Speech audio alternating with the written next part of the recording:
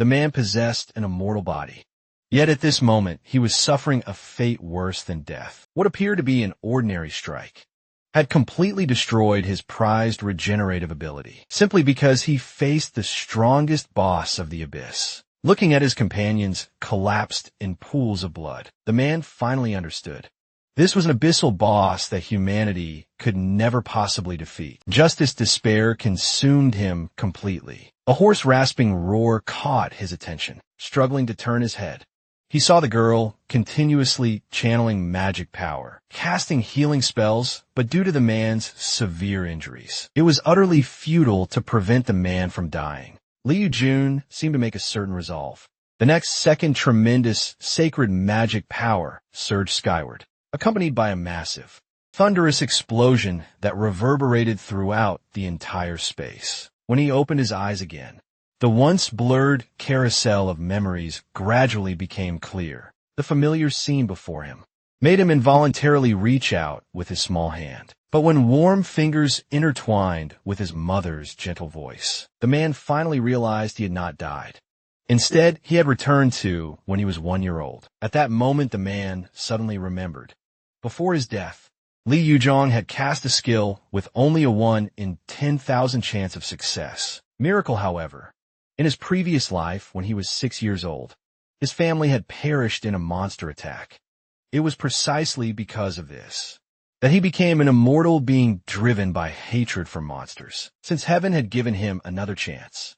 This time he would risk his life to protect his family. After gaining the ability to move freely, the first thing Yunhe did was enhance his magic power limit. In his previous life, it was because of insufficient magic power and lack of endurance that he struggled when facing hordes of monsters. Early training allowed Yunhe to accidentally discover the truth about surviving his previous life. His sister possessed an enormous amount of magic power within her body. In the previous life, during the magic invasion, she had protected him by self-destructing her magic power. 2.5 years passed in the blink of an eye, and Anha, who never left home, went out for a walk with his sister, because today would be the first time his sister encountered a monster attack.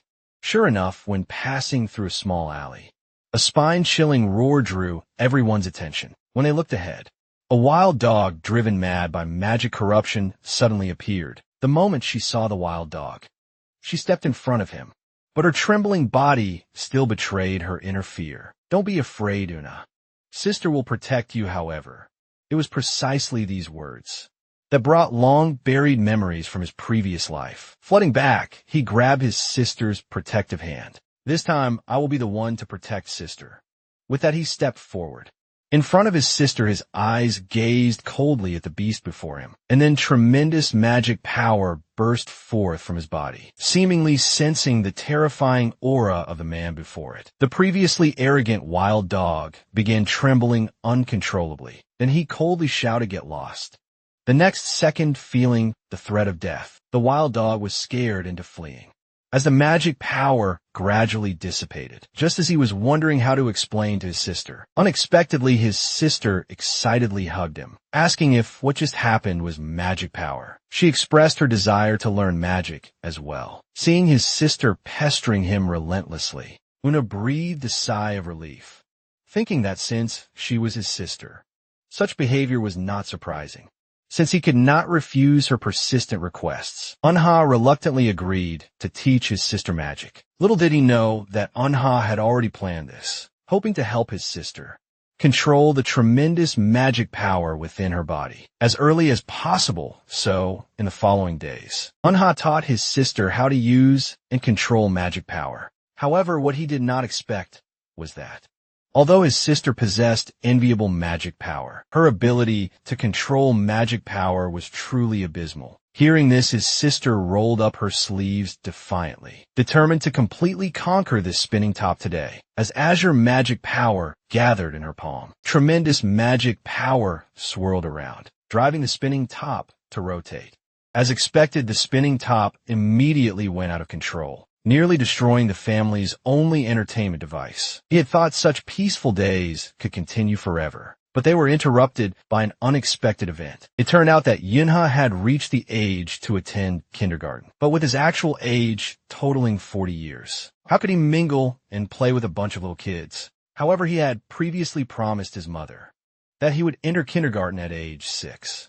Just then, cheerful announcements from the television interrupted this conversation. The images displayed showed the building that changed human history, the Central Temple main hall. Since then, humans learned to use magic power and devoted themselves entirely to researching how to utilize it. But what humans did not know was that when the balance of magic power in the world was disrupted, it would cause monsters to appear.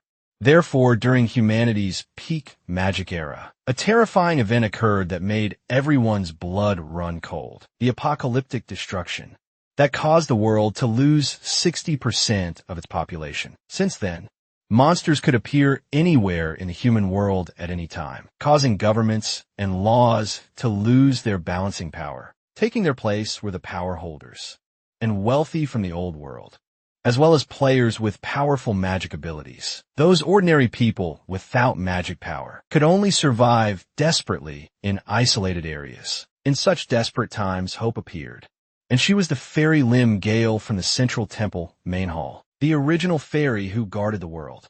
Her unique skill, Silver, could eliminate the imbalanced characteristics of magic power, ensuring the safety of human society.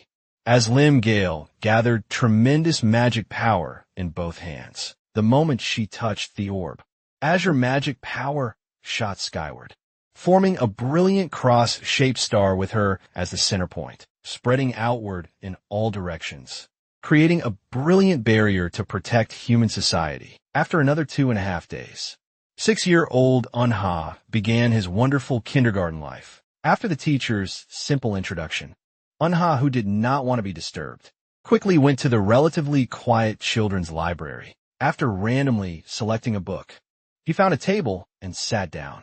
But it was precisely this quiet and handsome appearance that attracted the attention of a gentle girl nearby. Just as she was about to greet him, a boy with a bandage burst in, mocking the girl coldly. He even snatched the butterfly bow from the girl's head. Then he deliberately ran far away and threw it to his companion, refusing to return it no matter how the girl pleaded. Just as the girl was about to cry, an angry shout interrupted this scene. So childish hearing this, the blonde boy immediately flew into a rage. What did you just say, however? Unha slowly rose from his chair, then approached the blonde boy. I said you're childish. Do you think this is fun? The provoked blonde boy could no longer contain him and threw a punch at Unha, but Unha easily dodged it, then simply kicked out, making the blonde boy spin a full 360 degrees, while simultaneously retrieving the stolen butterfly bow. As the blonde boy crashed to the ground with a thud, Unha returned the butterfly bow to the girl. Don't let anyone snatch it away next time. The unconvinced blonde boy still wanted to make threats, but Unha just turned back with a glare, scaring everyone into fleeing. Then the girl gently tugged at Unha's sleeve, happily thanking him, "Thank you for helping me get back my hairband." Only then did Unha notice that, unlike Minji and the blonde boy's magic power levels, the girl before him was surrounded by terrifying magic power, far exceeding even his sister's magic quantity. Moreover, according to Yunha's careful observation, she also possessed excellent control abilities. All the magic power in her body was concentrated together, without any leakage.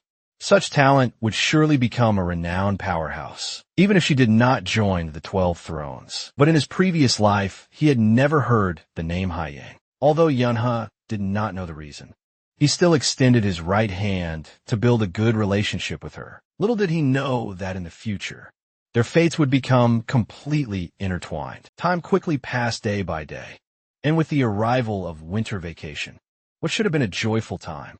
But Yunha's expression was now utterly desolate, because tomorrow would be the day that changed his family's fate. The man's first action after being reborn to the past was to prevent his family from visiting grandmother. Hearing this, his parents thought he had gone mad. They quickly comforted him, saying that grandmother was not some terrible monster, but only he knew that except for him, they would die on the way to grandmother's house. becoming victims of the Kraken's first invasion of the safe zone. So he used the upcoming Children's Day as an excuse to suggest postponing the visit to grandmother. However, just as his parents had compromised, they received an urgent phone call.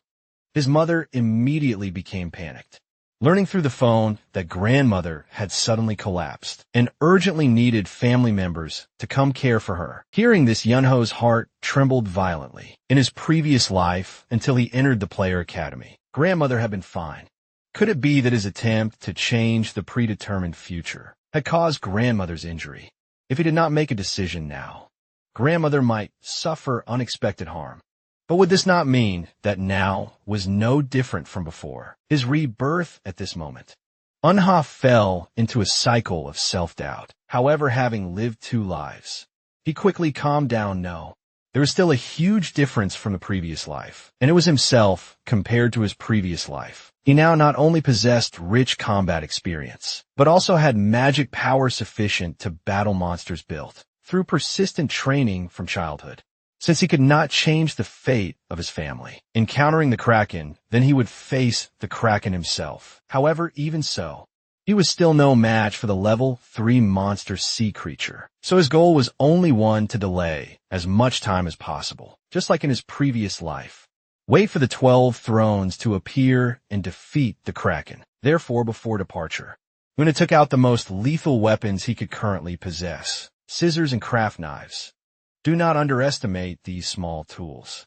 As long as they were wrapped in magic power, they could cause considerable damage, even to level 3 monsters. After preparing everything, Unha shouldered his backpack, ready for a life or death battle with the Kraken. Sure enough, exactly like his previous life, at this moment, the car was stuck on the bridge leading to grandmother's house. The long journey had made everyone somewhat tired. However, Unha's nerves were stretched to the extreme, because in his previous life, the Kraken had appeared suddenly while the car was crossing the bridge. But why had they reached the middle of the bridge, and Kraken still had not appeared? Could it be that his actions had once again caused the future to change? If so, then please let them pass the bridge safely. But in the next second, a tremendous explosion echoed across the entire sea area, and the solid bridge was severed in half by an unknown force. Steel and concrete debris flying through the air, swept over passing vehicles like raindrops, as if mocking Yunha's unrealistic wishes, making him fully understand that predetermined fate would never be changed. The level 3 catastrophic monster sea creature, wielding its massive tentacles, appeared before everyone. Wherever its tentacles passed, nothing survived, and various debris in the Kraken's hands. Those were like toys, merely entertainment tools to relieve its boredom. Terrified people cried out for help from players. However, Unha knew very well that the strongest player station in the city was only sea level, no match for the Kraken.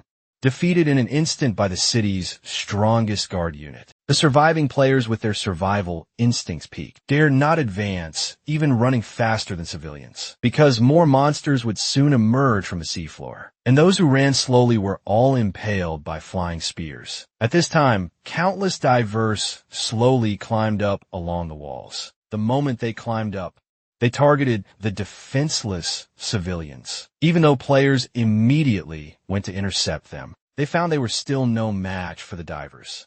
In just moments, the player team of with 100 members was slaughtered to fewer than 10. Everyone was stunned by the horrific scene before them. Fortunately, has fierce shout, "Don't look back, everyone run now."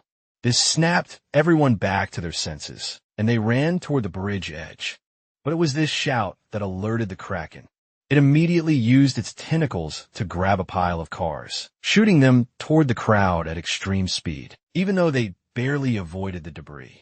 One car happened to crash into an oil tanker, instantly causing a massive explosion. The huge fire barrier blocked their only escape route. What made everyone even more desperate was that reinforcements from the 12 thrones were still 30 minutes away. This meant there was no way out at this time, although the divers were being eliminated one by arriving players. If no one could stop the Kraken, everyone would die here. Thinking of this, Yuna hesitated no longer. He pulled out his weapons, the craft knives and scissors. After all, He had decided from the beginning that even if he sacrificed his life, he would protect his family. He then resolutely gripped the craft knife and ran toward the Kraken. When he was about to reach the Kraken, Unha gathered magic power in his legs and used the skill Sky Step. He moved at extreme speed across the tops of cars, but he had not run far, when every muscle in Unha's body cried out in pain. Indeed, using the skill with a child's body was too burdensome, but this was the only way. He could quickly approach and bypass its tentacles. Sunha used the momentum to fly into midair. When he appeared again, the previously invincible divers were helpless against his blade. In just an instant, he slaughtered all the blocking divers before he could celebrate. A sneaky one hiding under a car opened its bloody maw, preparing to deal Unha a fatal blow. Fortunately, he was focused and jumped to avoid it, then injected magic power and fiercely stabbed into the diver's head. But unfortunately, there were too many monsters, and the craft knife was just an ordinary weapon. After slaying the last diver, it finally broke under the strain, shattering into pieces, but Ona was not panicked at all. He immediately pulled out another weapon, the scissors breaking them apart into two halves. Tremendous magic power attached to them formed blue laser short blades. At this moment, Ona approached the Kraken. "I'll use this to turn you into sashimi." Feeling humiliated, the Kraken swung its massive tentacles, striking fiercely at Una, but against Una's agile movements, it was completely useless.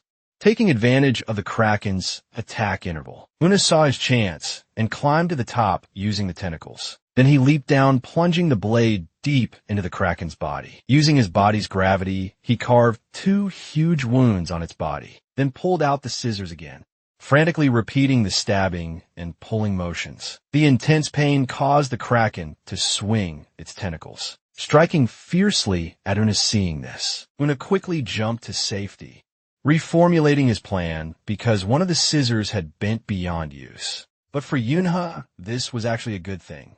He immediately concentrated all his magic power on the remaining scissors, and violent magic power burst forth, even cutting through the air with lightning. But Kraken was prepared fully.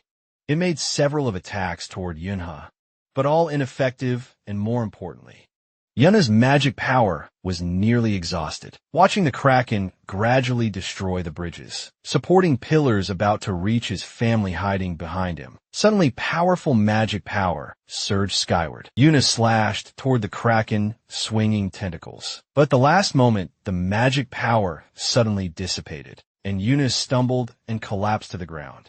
Exhausted magic power and an overdrawn body left Una completely unable to move. If he collapsed and lost consciousness here, everything he had done would be in vain. As Una's vision grew increasingly narrow, but there were still 15 minutes until the 12 thrones arrived. Just as the monster's tentacles were about to crush Una, a pair of small hands filled with sacred magic power suddenly appeared from behind him, holding him tightly and shouting, "Don't hurt my brother." In that instant, a tremendous golden pillar of light shot skyward. Just touching it turned the Kraken's tentacles to ash. Yunha looked in disbelief at his sister who was protecting him, because at this moment a miracle had occurred.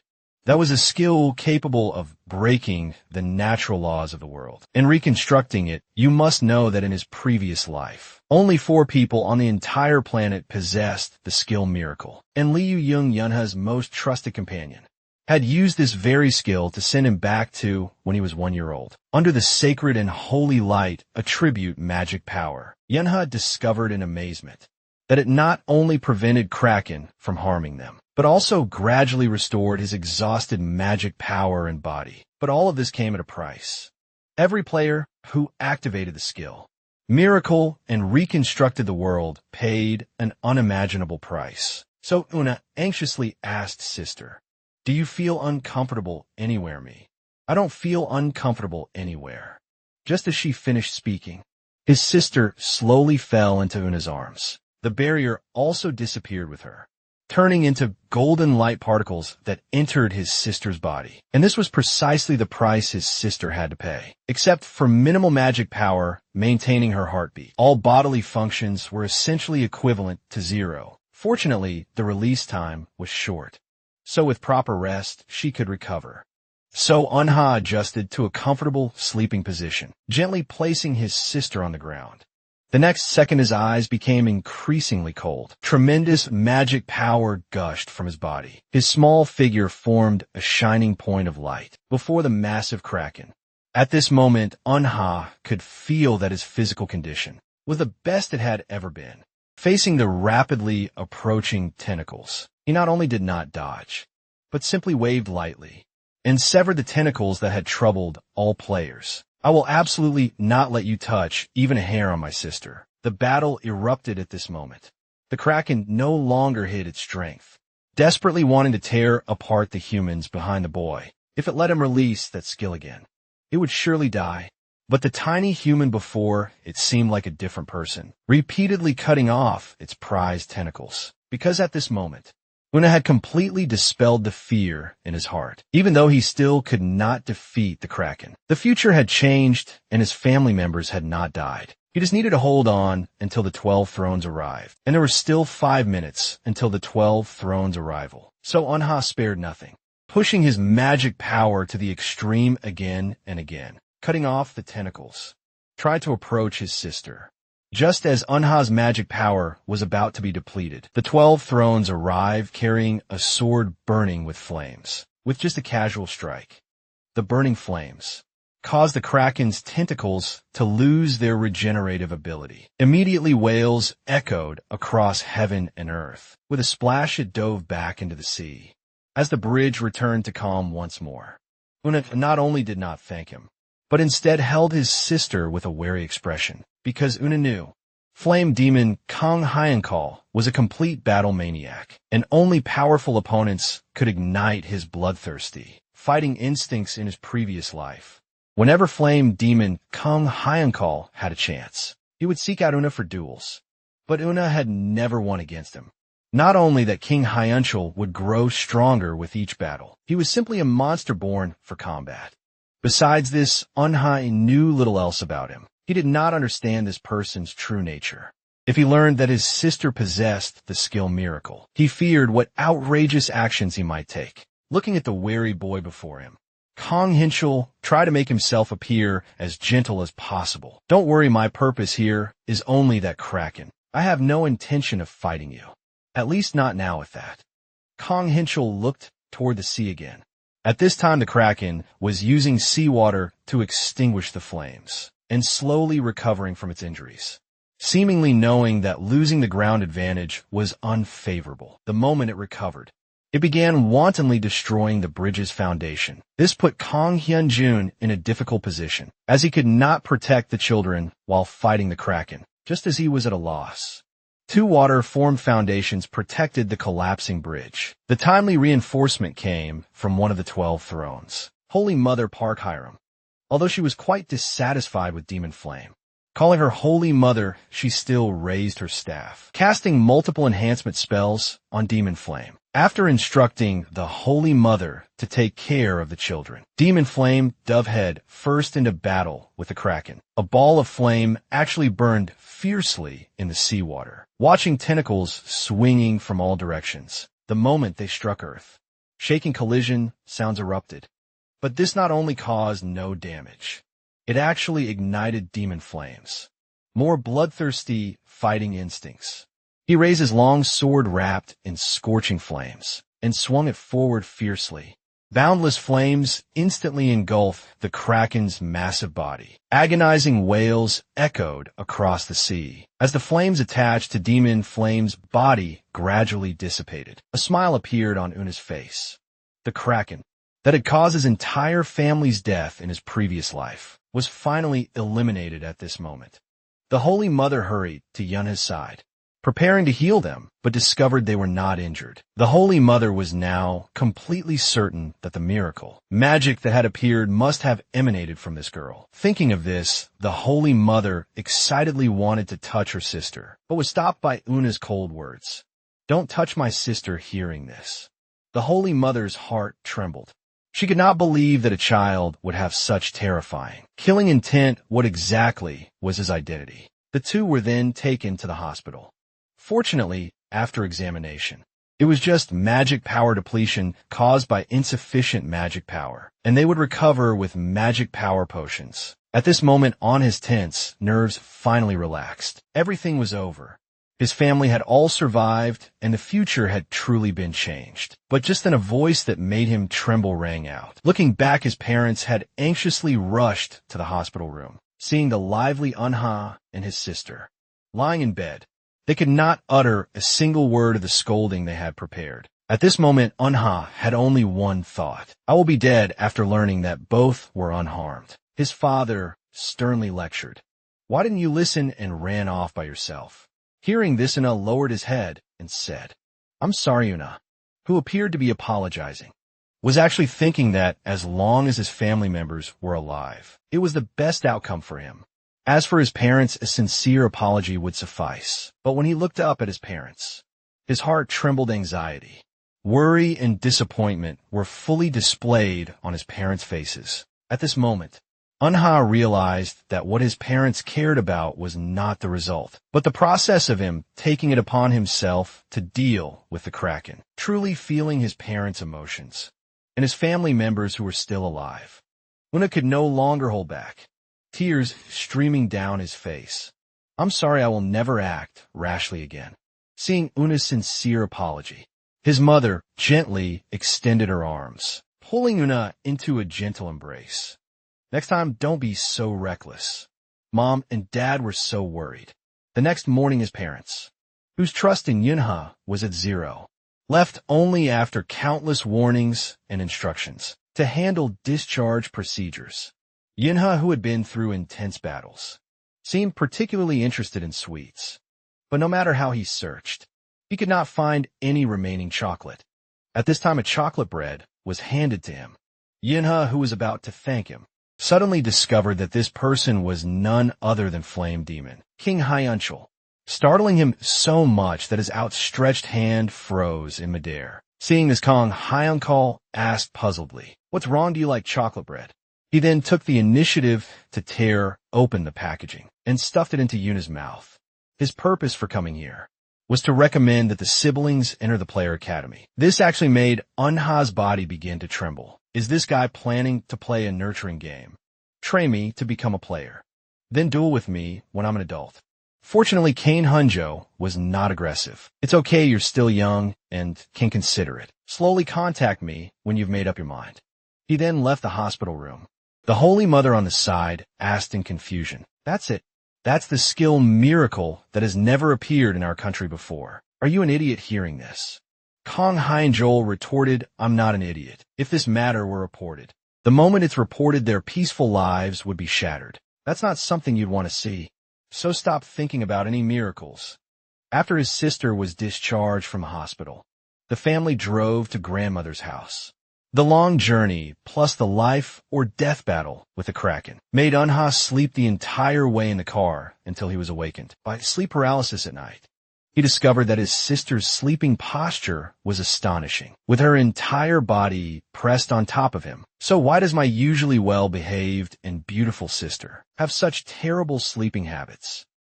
Quickly discovered it was fun that while Dad appeared to be sound asleep, he had actually been dead for quite a while. Mom had him in a chokehold, tightly restricting Dad's throat. So sister's terrible sleeping habits actually come from Mom. After tucking her sister in, Ona, unable to sleep, came alone to the small courtyard because he urgently needed to confirm his physical condition. After the battle with the Kraken, the magic power in his body had miraculously improved. Even Unha, who had reached the pinnacle in his previous life, was unclear about the cause. Could it be his skill before his rebirth?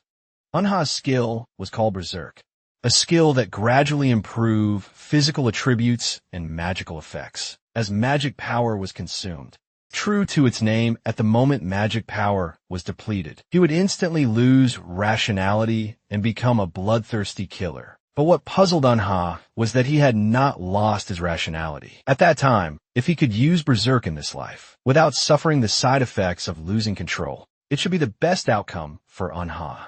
But did this not mean Unha's understanding of Berserk's essence was wrong? Seeing Unha lost in thought, grandmother asked with concern, Why are you up so early?" Then she draped a blanket over Una, fearing her grandson would catch cold.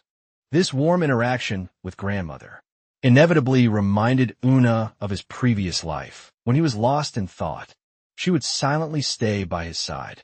Whether he wanted to confide his troubles or chat casually, grandmother would always wait for him to speak first, always considering Una's feelings.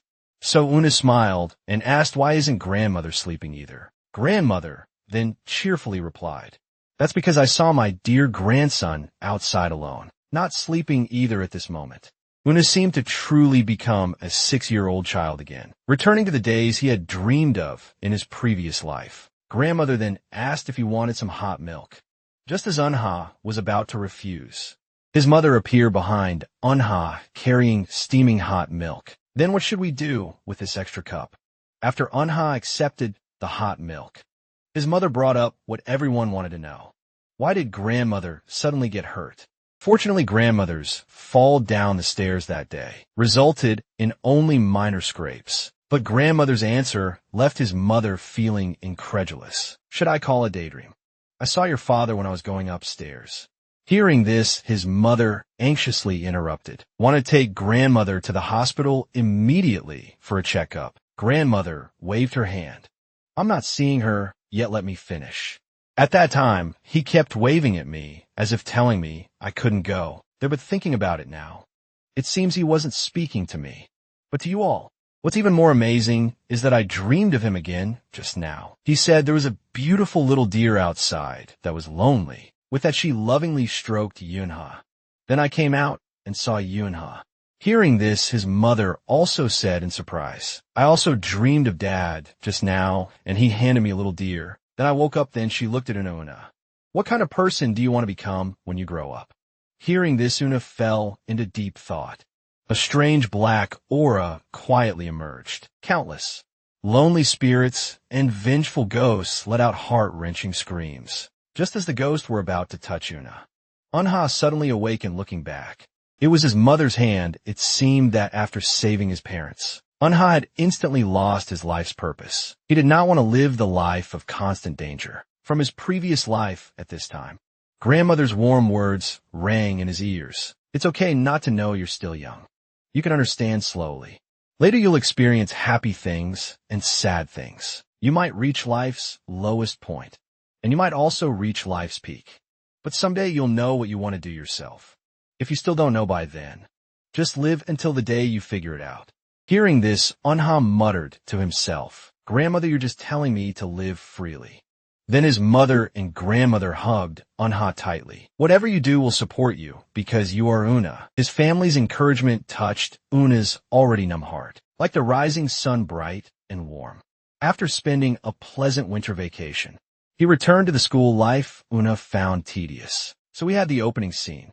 Taking advantage of when everyone's attention was not on him, Unha timed it perfectly to sneak out.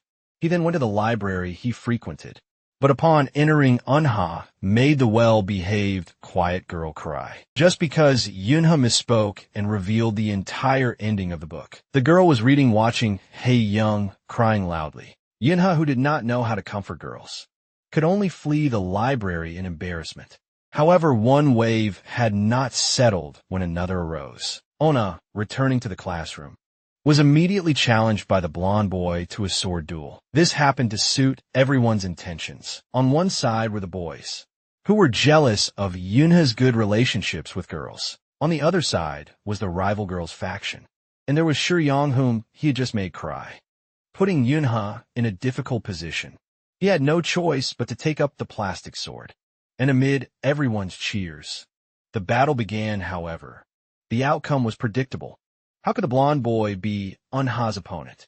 With just one strike, he completely incapacitated the blonde boy. His handsome and powerful fighting ability made Una become the target of the children's adoration. Amid the cheers, Una approached the king's sword and pulled out the long sword, symbolizing the strongest in kindergarten. However, not far from the kindergarten, in the silent park opposite to the joyful laughter, a blood-stained phone lay alone on the ground. Only a black shadow holding a wooden stick could be vaguely seen. However, not long ago, The teacher had been happily distributing delicious ice cream. But just then, two different small hands chose the same chocolate ice cream. When Unha discovered it was his nemesis Minji, his hand, which was originally about to let go, gripped tightly and refused to release it. The already hot weather escalated further due to their argument. The teacher helplessly watched the two bickering, then snatched the ice cream away. He broke it in half and placed the pieces in their respective hands. I've said that friends cannot fight. But Minji and Yunha were still unwilling to give up, proposing that whoever won could get the other half of the ice cream. This made the teacher so angry and his whole body shook, and he gave each of them a small knock on the head. Before they settled down at this time, the teacher suddenly asked, "Why don't I see Yunyuk?" Usually he's the most eager one when there's food to eat. Upon hearing this, Minji responded nonchalantly. He just lost to Unha and is probably hiding in a back garden, practicing swordsmanship. Seeing this, the kind-hearted Young volunteered to bring ice cream to Unyuk, which confused Minji. He bullies you so much normally, yet you still want to deliver it to him unexpectedly. Young didn't mind at all, instead thinking everyone else gets to eat, but he's the only one who doesn't get any. How heartbroken would he be if he found out? So the teacher handed the ice cream to Hyang. Hyang then ran toward the back garden. After Hyang left, everyone began playing the freeze and unfreeze game. Yunha, who didn't want to participate, was forcibly dragged into the courtyard by Minji, who had been specially instructed by his sister. As expected, unlucky Yunha became the one who had to catch others for revenge. He immediately targeted Minji, who had run far away, but just as he was about to touch her, Minji shouted freeze, forcing Anha to abandon the chase. However, this little trick couldn't stop him. He then moved with lightning speed, catching a boy who hadn't shouted freeze. Thus the catcher role was switched. He immediately sprinted behind Minji, revealing a triumphant smile. Unfreeze Minji, who hadn't reacted in time, immediately switched roles with the little boy. The furious Minji frantically chased after Una, but just as Minji was about to catch Una, he suddenly broke and stopped in place, constantly looking around. Una couldn't imagine that such powerful, killing intent would appear in the kindergarten. The next second, a green claw carrying sharp talons gripped tightly onto the nearby railing. Yunha turned around sharply, only to see a goblin wielding a giant axe on the wall, surveying everyone and letting out sinister, eerie laughter with a boom. It landed on the ground, raised the giant axe in its hands, and swung it toward the nearest little girl. At the critical moment, a blue magical force knocked the giant axe from the goblin's hands, and the one who acted was Yuna. Unfortunately, there were too many goblins, and Yuna couldn't fight them while rescuing people at the same time. Just as he prepared to eliminate all the enemies before him in one go, a teacher suddenly appeared with a broom, blocking a goblin that wanted to attack Una. Taking advantage of knocking down the monster, he then threw the broom forcefully. It hit at the monster's weak point hard. He then grabbed Yunha and picked up the little girl, whose legs had gone weak, quickly fleeing the scene. Unfortunately, the teacher wasn't a professional player, and the weight of two children greatly reduced his movement speed. The first goblin to recover was already swinging its giant axe and flying through the air. Seeing this, Yuna gathered his magical power, and with just a whoosh sound, he instantly made the airborne goblin lose consciousness, and it was crashing into its companions, rushing from behind. Thanks to this gap, the teacher safely brought everyone to a safe zone. The teacher, who had been motionless for a long time, instantly collapsed to the ground. At this moment, Unha began looking around, but suddenly discovered Ha-Young and Yunhyuk were nowhere to be seen here. The teacher anxiously jumped up, about to rush toward the back garden, but was grabbed by a female teacher nearby. "You're the only one here with magical power. If you leave, no one can guarantee the children's safety." Meanwhile, a scream came from the back garden. At this moment, a goblin was holding the trembling Eunhyuk. Then it raised its giant axe to strike down at Eunhyuk. At the critical moment, Young desperately pushed the magical power within her body, sending the goblin flying dozens of meters away. But this strike didn't cause any damage to the goblin. Watching the monster stagger forward, Yuni closed his eyes suddenly. He grabbed the stunned Hyang and ran toward the distance. But the goblin revealed a sinister smile, because there was nowhere for the two to hide.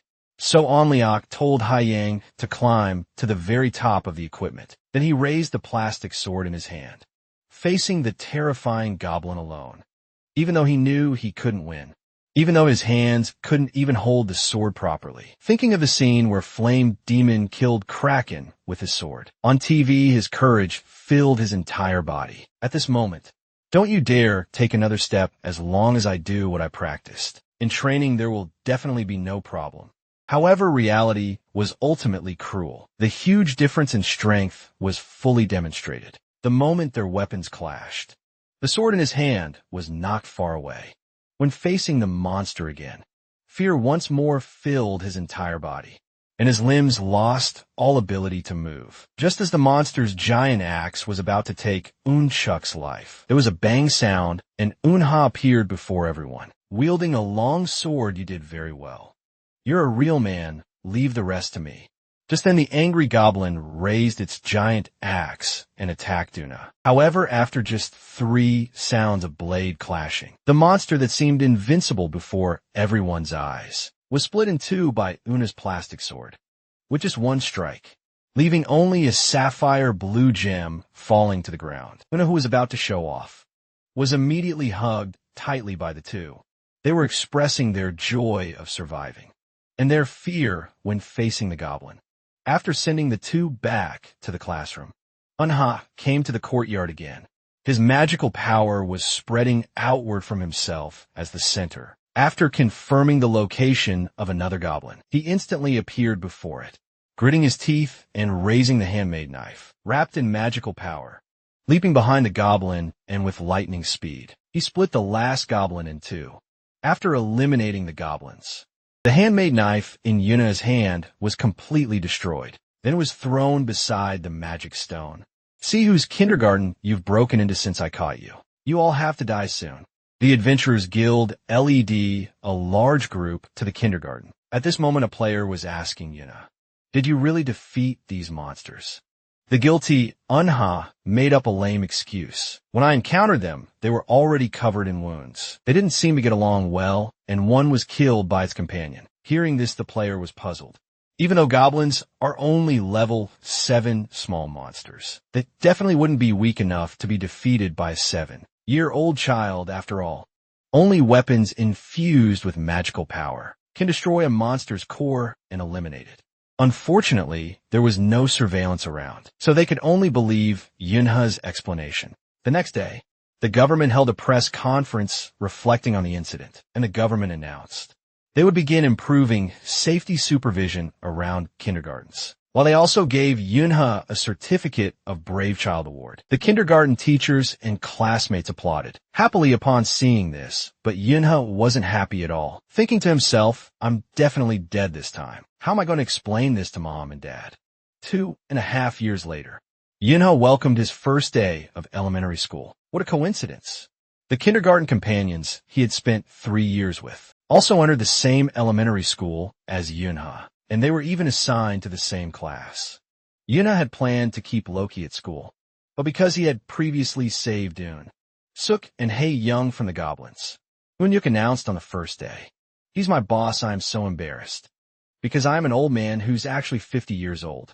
Fortunately, the forest didn't last long, and it was soon Hyang's turn for self-introduction. But this made the little friends break out in cold sweat. After kindergarten life ended, Hyang's father invited everyone to visit their home. Who would have thought? This seemingly gentle and refined man was actually skilled, both in social settings and in the kitchen. The carefully prepared delicious food couldn't be faulted, even by the usually pickiest little chubby kid, watching everyone eat so happily. Even Una couldn't help but take a sip of the drink. But the next second, Yuna's body suddenly trembled. He simply couldn't believe that an ordinary cup of hot milk could restore the magical power he had exhausted from training. At this moment, an uncertain guess emerged. Could this be a magic potion?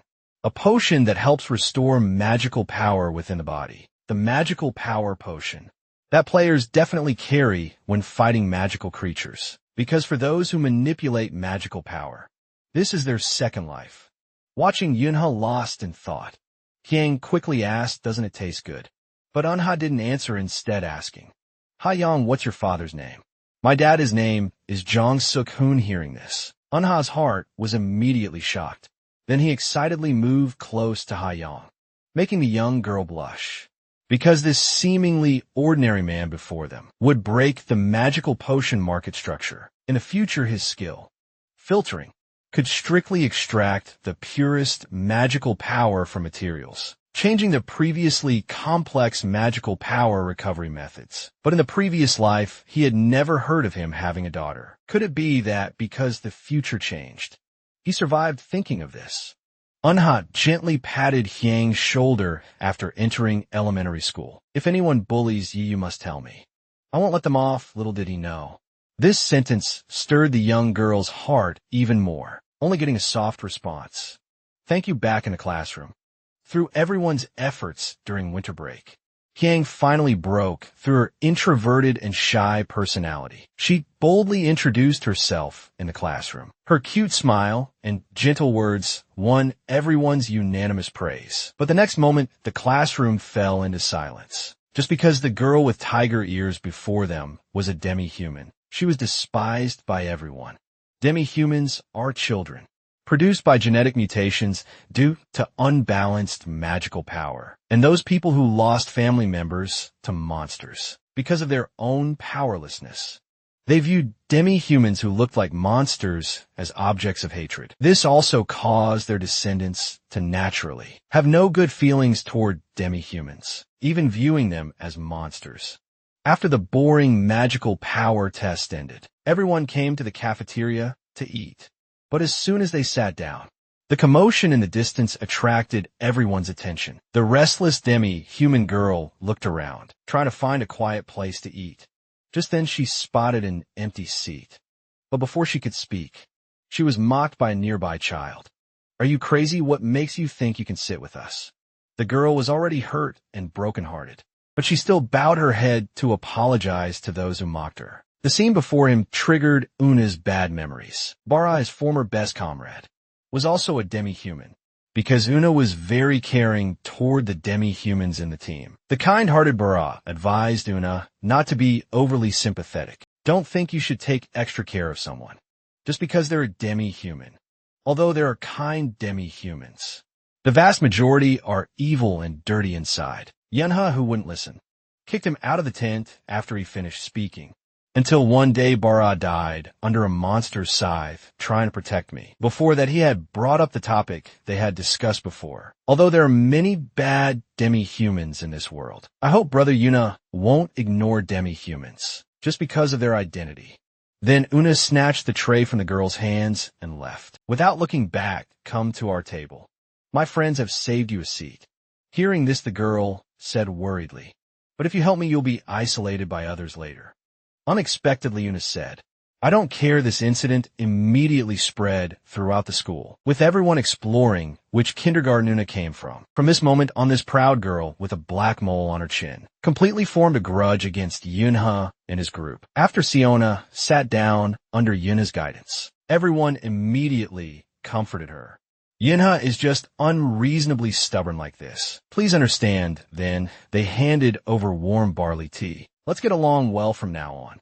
Siona, still somewhat shy and awkward, seeing the genuine care and friendship in their eyes, drank the hot barley tea in one gulp, then ate her lunch in big bites. At this moment, the girl's grievances poured out with her tears, and what filled her instead was the warmth and longing for friendship, to help Siona integrate into the team faster. After school, they came to the garden to start their daily game of tag, because this game not only trains everyone's hiding abilities, but also increases proficiency in controlling magical power. Hearing this, Siona said worriedly, "But I can't manipulate magical power." "It's okay, you're very good at hiding your presence, and you have excellent athletic abilities. As long as you don't get touched, you won't be caught." As Unha finished his countdown in just moments, he easily caught 3 people. But Unha couldn't sense Haiyang and Siona's presence at all, so he decided to look for Siona first.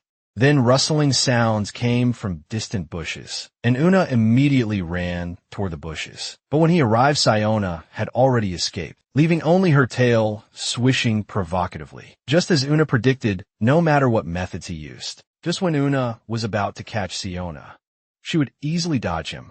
Una frantically launched a verbal offensive from below. Anyone who doesn't come down is a puppy. Watching Una break the rules by using magical power, the others immediately fled without a word. This made Unha lose his composure in anger, frantically scratching his head. In that case, I'll catch you all one by one. Watching the others run away. A complex emotion emerged on Siona's face, as if celebrating that she had met the right group of people. At the best age, meanwhile, Hyang had already run to a secluded corner. After using magical power, to sense that this was the edge of the field, she decided to hide here, but just then, towering book mountains in the distance caught her attention. For a literary girl like Hyang, this instantly captivated her, and she walked step by step toward the sea of books. After selecting a few heartwarming books, Hyang couldn't help but sigh. This place is simply heaven. She immediately forgot she was still in the middle of a tag game, but she quickly realized she had intruded into someone else's room and was about to leave when a blood-red book caught her attention again. Not having learned English, she didn't know the book's title. Then an elderly voice spoke. This book is called Alice in Wonderland.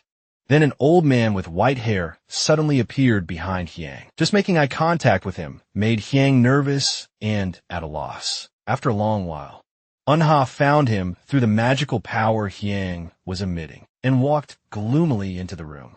Hyang was startled. Hello. My friend went missing during the game, so I came to look for him. I'm sorry for troubling you.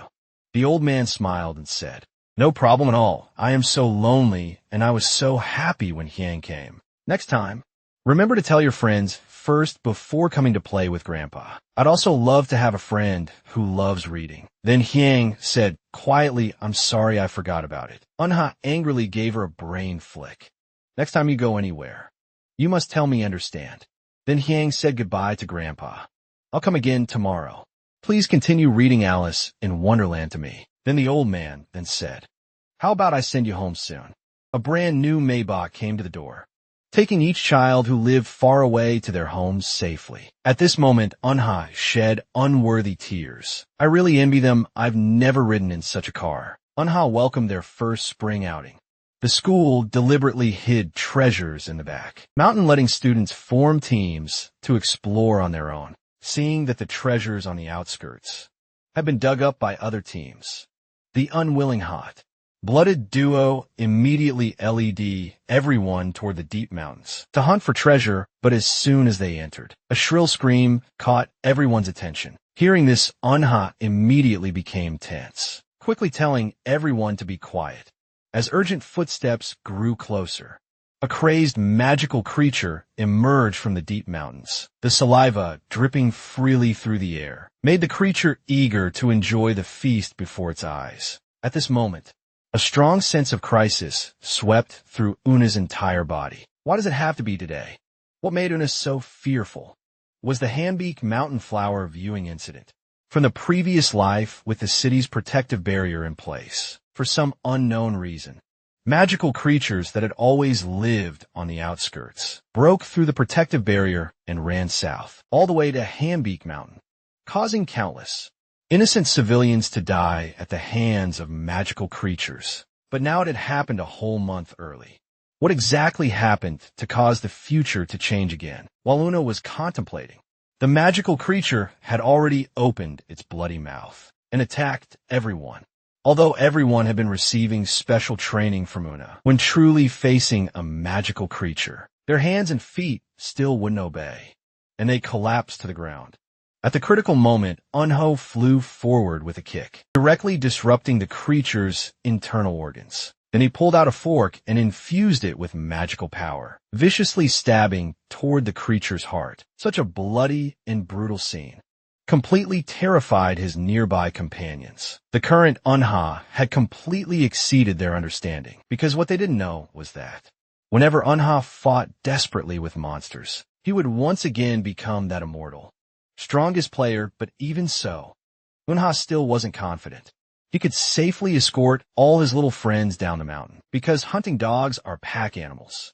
At this moment, there must be countless hunting dogs rushing down from the mountain. If there was any viable method, there was only one. Then Unha looked coldly at everyone. For now on, run down the mountain immediately. Find players, and try to suppress your magical power leakage as much as possible. I will stay here alone to snipe the remaining magical creatures. The reason Unha dared to do this was entirely thanks to the food made by Hyang's father, which could maximally restore Unha's depleted magical power. He then poured his lunch into the bushes, using the scarce magical power in the food to interfere with the hunting dog's sensitive magical scent abilities. After doing this, Unha activated his magical perception just as he had predicted. The food's interference made the magical creatures lose their sense of direction, successfully buying his companions time to escape. Then Unha quickly rushed toward the hunting dog leader, but he saw a scene that made his hair stand on end. Black shadows covered the entire mountaintop. Impossible to imagine how many monsters had gathered here. Just then Unha heard a scream that shook the heavens and earth. Sure enough, the players stationed in the mountains had all, without exception, become food to fill the hunting dogs' bellies. But this was actually good news for Unha, as the weapons left behind by the players could perfectly compensate for Unha's lack of attack power. You should know, these weapons were all made from metals containing magical power, so even without infusing magical power, Unha could kill the monsters before him with physical strength alone. Unha immediately beckoned provocatively. Come here. The already hungry hunting dogs immediately swarmed forward, leaping through the air toward Unha.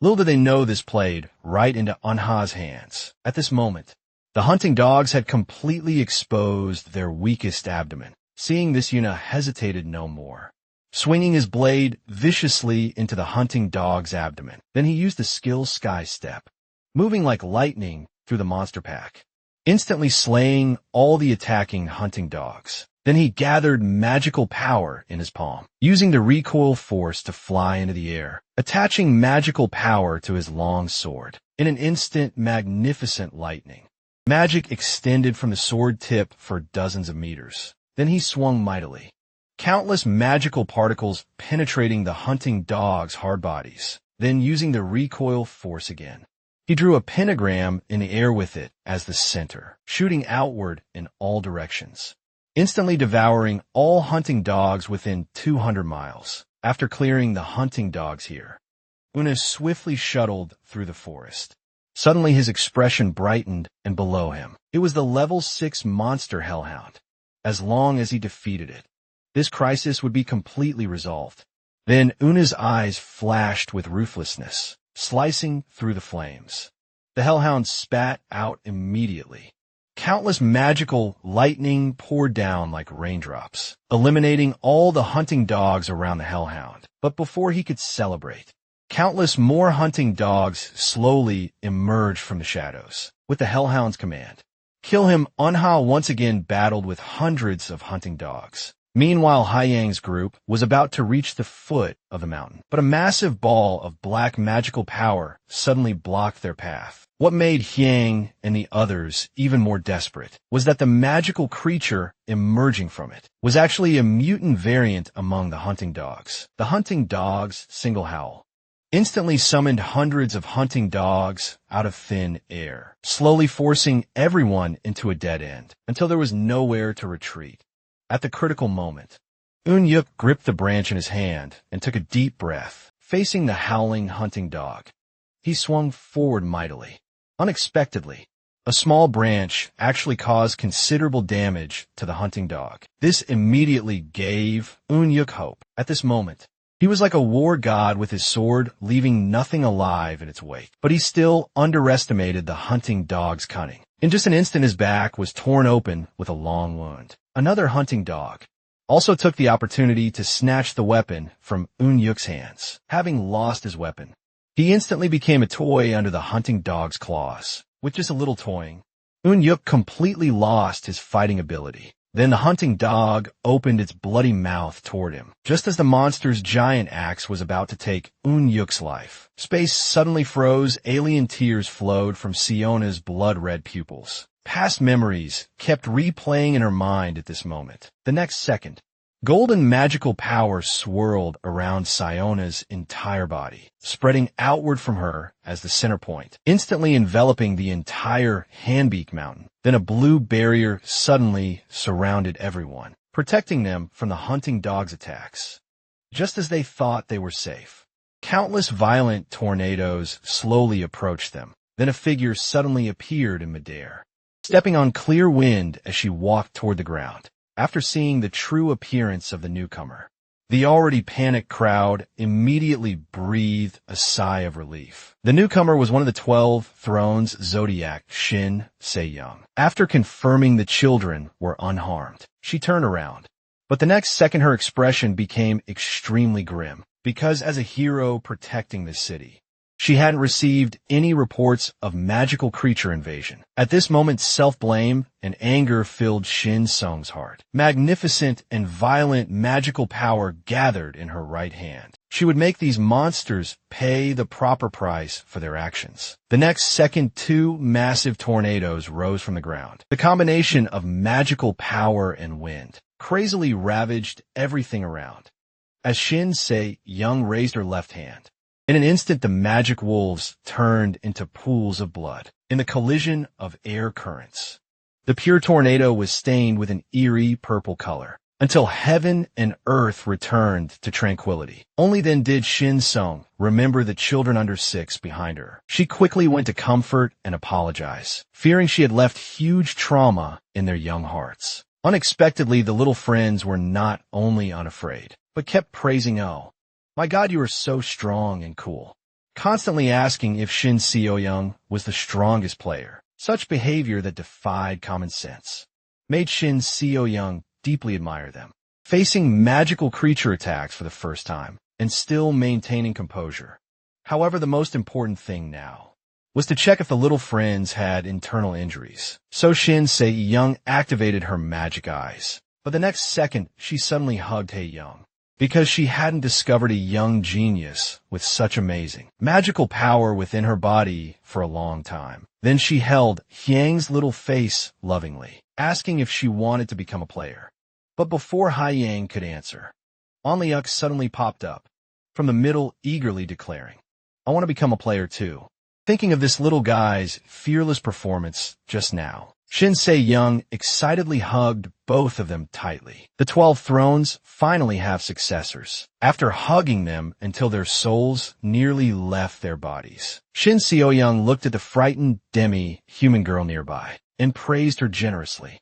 If Sharona hadn't activated telepathy, Shin Se-young couldn't have arrived in time to save them. Hearing this, Siona could no longer hold back, tears falling like rain, because this was not only the first time she received praise and recognition from humans, other than Una.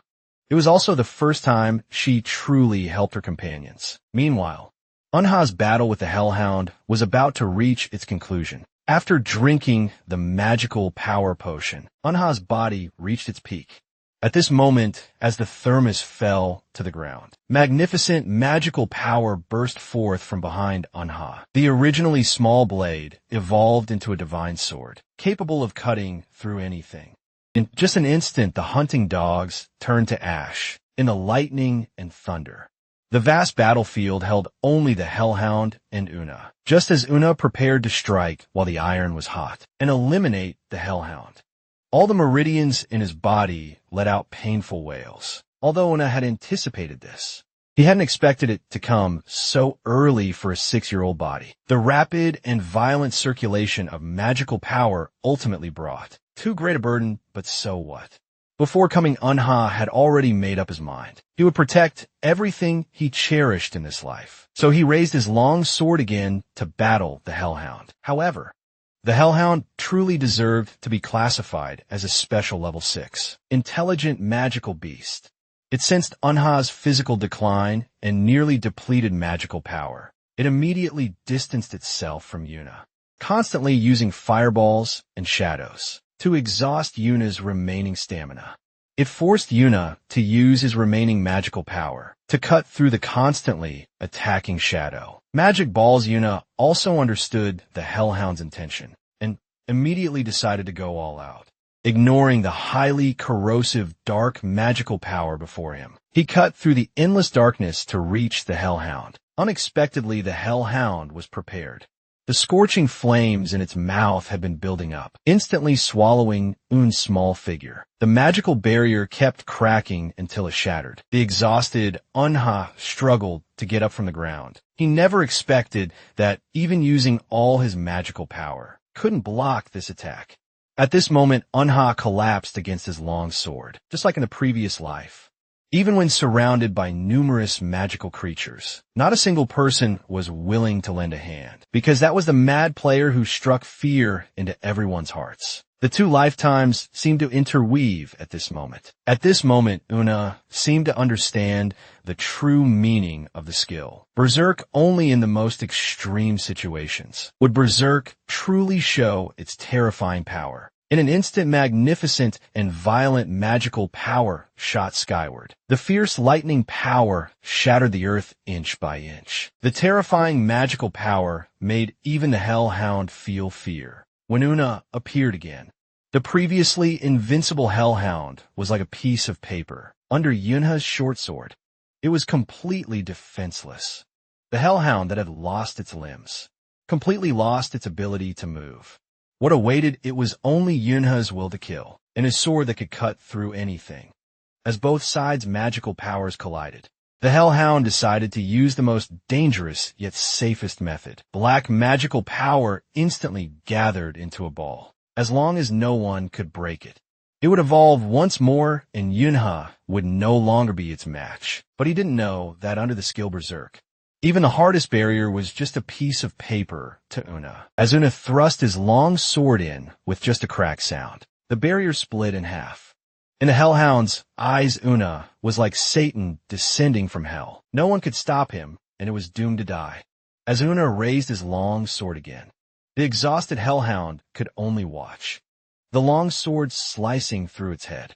The hand-baked mountain flower viewing incident that had shocked the world in the previous life ended in the hands of a 6-year-old child.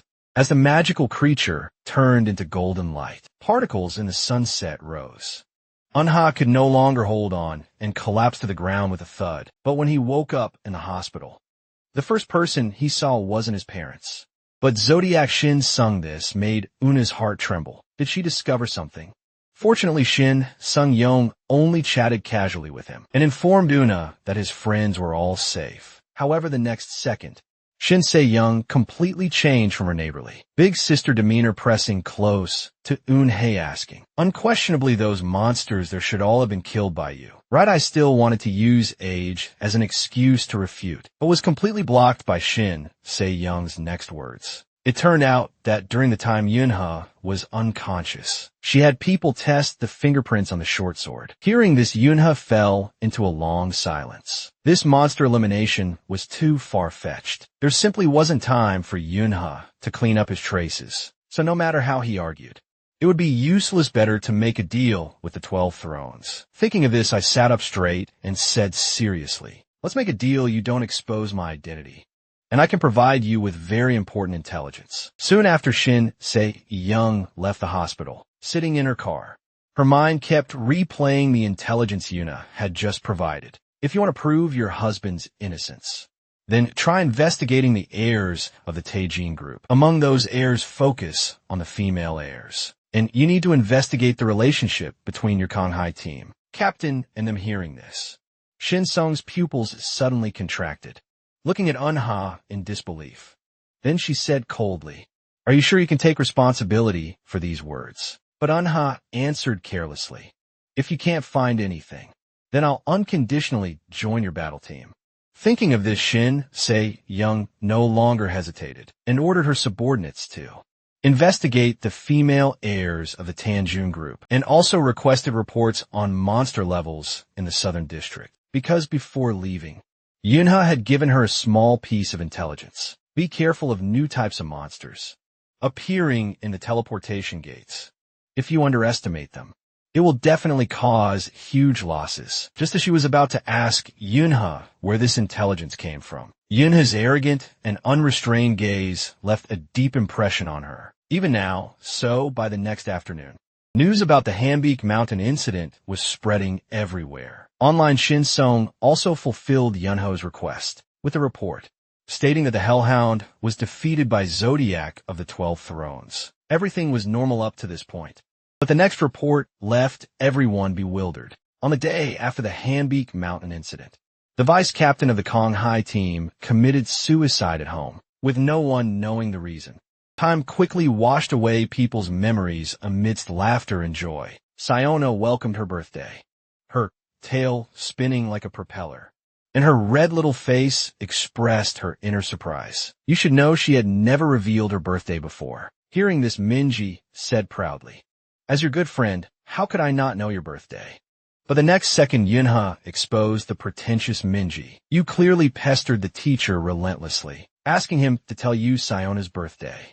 Hearing this, tears also welled up in Siona's eyes. But the next second, her companions suddenly distanced themselves from her, treating Siona like a stranger, leaving only Siona alone and confused. Little did she know an even bigger surprise awaited that evening. When 8 o'clock arrived, Siona experienced her first magnificent birthday party in life. The fireworks exploding in her ears upon entering, and the party scene carefully prepared by her companions touched her sensitive heart bit by bit. She had thought everyone was deliberately isolating her, but unexpectedly they had done so much for her behind the scenes. So amidst laughter and joy, Siona happily spent her 8th birthday. At this time, Minji asked, "Aren't you going to Jean Senna's birthday party? Didn't she threaten you to attend, using your father being a company employee?" However, Yuna didn't care at all. Her father is just a fox borrowing the tiger's power, a mere crab, nothing to fear. So stop worrying unnecessarily and go eat foodie Minji. Hearing this, Minji, who had wanted to show concern, was instantly annoyed and walked away. However, Unha's heart still felt somewhat worried, although it's somewhat troublesome. It doesn't matter to him whether it's KK Group or KK Pharmaceuticals. If anyone dares touch my family, I'll definitely make them pay a painful price. However, soon Yunha and Jean Xian's first conflict arrived. This day was the school's first sports day. To encourage the little friends' enthusiasm, the teacher didn't hesitate to empty her wallet to feed these little chubby kids just to win first place in the sports meet. This was also the first time Minji truly understood Una. He wasn't a mama's boy, but he totally has a sister complex. In dozens of sports competitions, Una only paid attention to his sister's events, drawing resentful glances from the girls nearby. During this period, Jean Senna launched her first offensive against Una, even calling her father Jean Youngwon. For this, he determined to make Yuna become his daughter's obedient follower. Unexpectedly, Yuna not only ignored this, but opened with a big move. Just a small pharmaceutical company. So much bullshit, however. This remark struck a nerve deep within Jean Yangwon's heart. He raised his hand to slap Unha. But just as he was about to touch Unha, his palm suddenly froze, along with his entire body becoming immobilized. Jean Yangwon could hardly believe his eyes at this moment. How could this young child display such a murderous expression, just like when he faced the president? Then Yuna deflected his hand and taunted, "What's wrong? Are you scared now?" Hearing this, Jean Youngwon changed his palm into a fist, completely disregarding his status as he attacked Yuna. But just at that moment, a figure blocked his path and forcefully knocked Jean Youngwon to the ground. Under his bewildered gaze, he watched the gentleman removing his glasses and slick back his hair. This instantly left Jean Youngwon frightened and at a loss. He put on a fawning expression and apologetically said, "This was a misunderstanding." This sudden change in attitude left Yunha behind him stunned. He never expected that his father's identity was actually the section chief of the strategic department at Sirius Group, the world's second largest corporation. One must know that all equipment and vehicles worldwide were concentrated under this group, and if they angered them, it would be impossible to purchase any weapons infused with magical power. However, it was understandable that Yuna didn't know this. In his previous life, his father had died during the Kraken invasion, so his memories related to family had stopped at age 3. Seeing that Yunha's father was still not appeased, Jin Young-woon quickly bowed 90 degrees in apology. He even threatened his own daughter, making her publicly apologize to Yunha in front of everyone. Jin Sena, who had been pampered since childhood, could hardly bear such humiliation. The mockery and gossip from classmates, and the constant whispers surrounding her ears, completely shattered her prideful heart. Her noble head lowered for the first time before peers of her age. After apologizing, she covered her face and rushed out. And as the drama ended, Eun's father warned Jin Young once more, before leaving with a dark expression. Seeing this, Eun couldn't help but feel apprehensive, thinking he might get scolded later. Unexpectedly, as soon as they reached a quiet area, his father knelt on one knee and gently comforted him. If something like this happens again, you must tell Mom and Dad. Don't try to handle it yourself. We hope you can rely on your parents. These warm words, like a gentle breeze drifting through the campus, gradually seeped into Eunha's heart that had lacked familiar love in his previous life. At this moment, he had only one thought. In this lifetime, I absolutely cannot lose this warmth again. But just when Eun thought he could continue living an ordinary and peaceful life, danger struck once more in some unknown, unfinished building. Two men were secretly reaching an agreement. As the suited man gestured and brought out a silver briefcase. Opening it revealed 15 billion in cash packed inside. But the cloaked man only glanced at it once. The next second, both the money and the cloaked man vanished simultaneously, leaving only the panicked subordinates and the suited man. However, the suited man remained completely calm, instead showing a sly smile at the corner of his mouth. Subsequently, the entire unfinished building echoed with his unrestrained laughter. Meanwhile, my sister and I arrived at Dawn Department Store. Also accompanying us were our neighbors, the Bruno couple, but when Una saw the crowded supermarket hall, he couldn't help but feel a bit timid.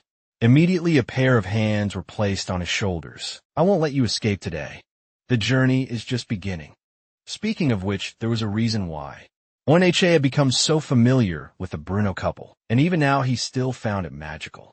Bruno, who usually appeared honest and simple, could perfectly conceal his magical power. What shocked him even more was that, while others used phone watches to locate their children, Bruno used military-grade high-precision GPS. This frightened Eunice so much that he quickly asked, "Are you sure Julieta knows you have this thing?" After some pleasantries, the four entered the supermarket to select clothing. But just then, Eunha suddenly sensed intense spiritual energy fluctuations. He quickly pinpointed the source, and the tattoo carved on this person's body belonged to the infamous first-class criminal known as Anonymous, who had caused Eunha considerable trouble in his previous life. So Eunha immediately gave a subtle warning. "Uncle Bruno, don't you think something strange hearing this?" Bruno looked around and gave the precise answer, that 3 people seemed off. After getting Bruno's confirmation, Eunha condensed 3 clusters of spiritual energy in his hand, then launched them at extremely high speed toward those 3 people. Through simple probing, Yunha immediately analyzed that these 3 were well-trained players, and they definitely weren't players affiliated with the police force. More importantly, the hooded man, sitting in the chair, had been monitoring everything happening throughout the entire mall, from beginning to end, so Una decided to quietly follow behind. At this moment, the bald man pulled out a mysterious crystal from his pocket, then carelessly threw it on the ground. The immense magical power demonstrated the powerful spiritual energy contained within the magic stone. The scene before him left Una in disbelief. The next second, torrential magical power burst forth from the magic stone. As its center, this would ultimately result in a magical convergence. Black hole appearing in a place where it should never exist. Instantly, countless demons emerged from the black hole, mercilessly tearing at the surrounding ordinary people. Without magical power, the supermarket immediately fell into chaos. Eunha looked in horror at Anonymous on the 2nd floor, who shouted, "Loudly kill everyone in the supermarket." At this moment, Eunha could no longer remain calm. What had he done to cause the future to change once again? even when demons attacked him from behind. Unha showed no reaction, fortunately. Bruno intervened in time, knocking down the demon with one punch, saving Unha from danger. Then Bruno grabbed Unha's shoulder and encouraged him. Pull yourself together, Unha. We must find Julie and your sister now. Can you do it?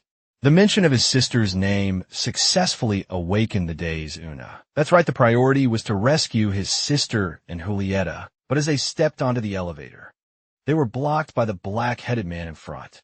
So the magical power came from you earlier. Where are you rushing off to now? Seeing the magical power fluctuations emanating from the man before him, Una quickly determined he was at most B rank and was about to finish him with one strike. Unexpectedly, Bruno rushed forward directly and knocked out the black-headed man with a single punch. Then Una kicked the black-headed man's dick. The pain woke him from unconsciousness, only to lose consciousness again. This was because in his previous life, Una had been severely scolded for not leaving anyone alive. They then rushed urgently toward the 5th floor. Unlike the lucky Unha, Julieta and his sister were quite unfortunate. Dozens of hounds were chasing relentlessly behind them, seeing the demons about to catch up. Julieta turned and fired several magical bullets. But to his surprise, unlike ordinary demon wolves, these demon wolves were not only enormous, but also exceptionally agile. At this rate, before they could escape, the magical power would be depleted first. Even worse, Julieta, who lacked magical equipment, even with considerable combat ability, could hardly handle hundreds of demon wolves with just a coat hanger. Just when the two didn't know what to do, Yunia suddenly discovered an escalator on the right side and urgently called for Julieta to run toward it. Unexpectedly, Julieta only glanced once, before anxiously shouting for Yunia not to go there. But it was too late, as demon wolves hiding in the shadows had already positioned themselves in front of Yunia. In the critical moment, the magical power within Yunia seemed to become part of her body. She not only dodged this fatal strike, but also kicked the demon wolf over the railing before they could celebrate.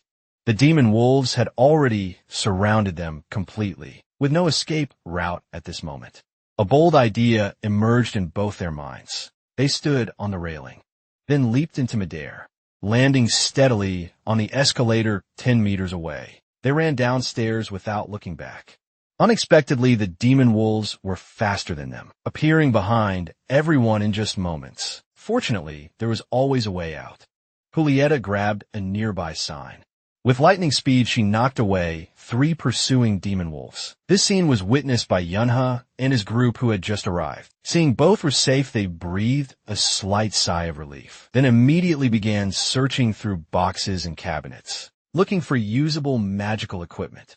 But the next second, Yuna's expression suddenly turned cold because Anonymous, the culprit behind all this, was slowly approaching his sister. Bone-chilling, killing intent emanated from Yuna's eyes. Uncle Bruno, you go join up with sister first, and I will deal with him. Meanwhile, Julieta and her group, who had just escaped from the demon wolves, immediately encountered 2 perverts.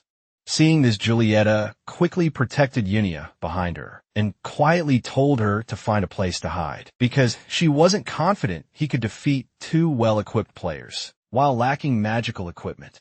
But the next second, a figure suddenly appeared behind Yunia, reaching out to grab her fortunately. Julieta reacted in time, swinging the sign to strike. But just as it was about to hit the man, a gunshot rang out from the distance, not only shattering the sign in Julieta's hand, but also separating the distance between her and Yunia. Watching the pervert approach Yunia step by step, extending his evil right hand.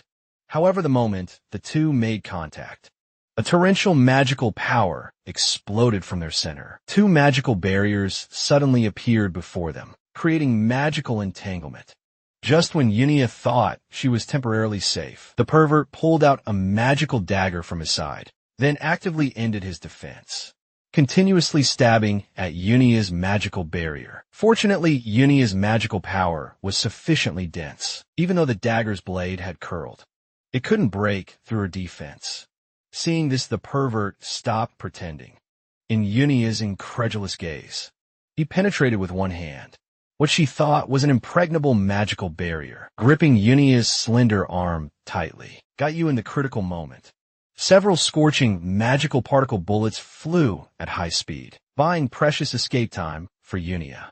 But just as Julieta was continuously firing magical particle bullets, a man suddenly appeared behind her. This frightened her into immediately pulling back to a safe distance. She continuously attacked the man, but seeing that the magical bullets couldn't even penetrate the man's magical barrier, Julieta gritted her teeth, seemingly making some major decision. The next second, the magical bullets not only pierced through the man's proud barrier, but even penetrated his right shoulder, with blood dripping from his clothes to the ground. At this moment, Julieta was surrounded by torrential and heavy magical power, with a magical array representing amplification skills floating before her. Meanwhile, Yunia was maneuvering in the narrow room with the pervert, using magical power to jump to the top, continuously throwing objects at the pervert. Seeing this, the pervert kicked and broke the support pillar of the shelf, watching Yunia fall from above. His face showed a sly smile, but the next second his expression filled with panic. He saw Anya's heavy and solid magical power pressing down on him, crackling with energy. The huge magical power difference made him unable to hold on much longer. Then Anya used the momentum to jump into midair. Images of Julieta's amplification array technique flashed through her mind. A magical orb appeared in her hand with a thunderous sound. A violent explosion echoed from within the supermarket. The man outside was startled by the noise. Could it be that the pervert had actually lost to a little girl? Just as he thought, Yunia emerged from the smoke holding a wooden stick. But this gave the man an opportunity.